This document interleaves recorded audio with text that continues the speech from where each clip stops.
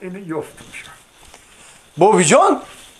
بابی جان چیکار کردین؟ تو حالیم پیش عروس ندار اومدی آخی من گفتم که پیش شما بیام شما با جاملیتون واسه 4-5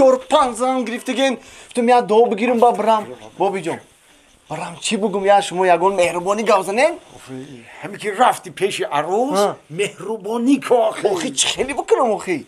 همین که پیش عروس دومدی بگو که جیگر تا بخورم جیگر تا بخورم؟ آره خیلی بگو یه رحمت بابی جان رحمت ای بابی دارم مغزی پاچه دارم جیگر تا بخورم بچه مر بگو آخی آمد تر نگفته سم عروس بگو ما عروس گفته سم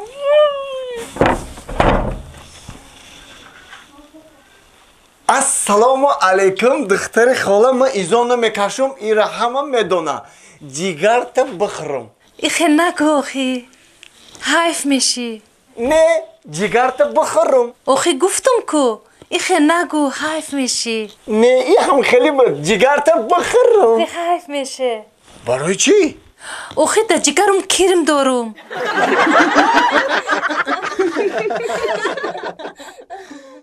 الو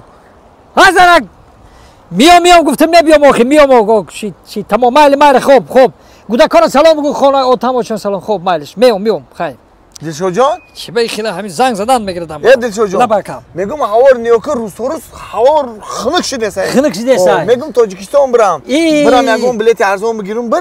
برم بگی این هم زلک زنگ زده بیا گفته دهم ده بلیت گرفتم میرم اکا دیدی چه خیلی تو دلشو جان یا برمون زنگ نمیزنی که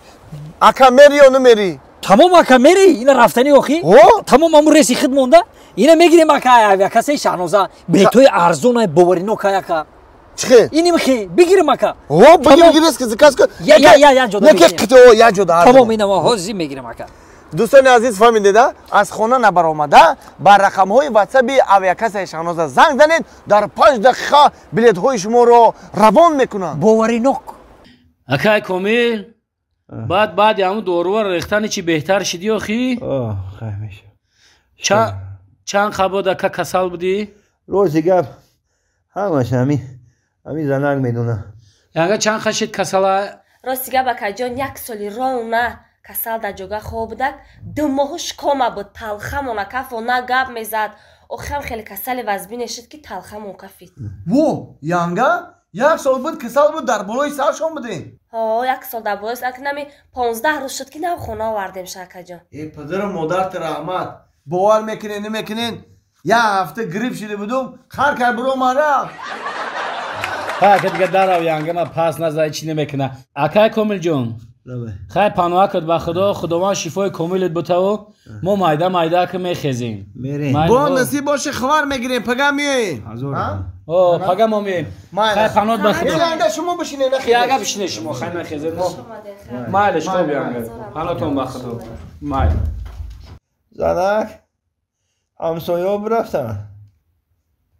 مردک رفتن او همسایه ها کسلی خبرگیری رای اومدن او قرتکنی میوین او مایم که در بریت میستم زنک جان همین روزه که من بهش گوش بودم مرا بانیسه بردن تو درباری ما بودی؟